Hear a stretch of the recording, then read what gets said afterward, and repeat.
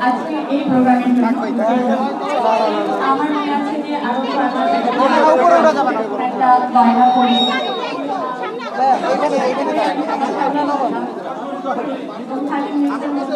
বুঝছি তো আপনি আজকে যদিও অনেক প্রিপেয়ার হয়েছে ঠিকঠাক ছিল আমার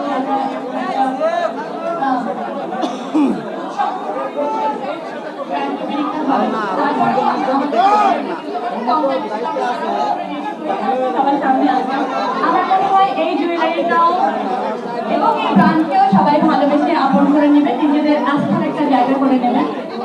আমি সেই আস্থাটা সবার কাছে আমার মনে হয় থ্যাংক ইউ সো মাচ। আমি জানি না আপনারা কি চিনেন